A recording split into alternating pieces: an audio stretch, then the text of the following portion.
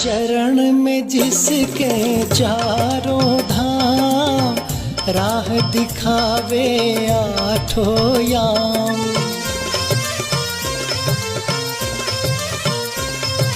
चरण में जिसके चारों धाम, राह दिखावे आठों याम।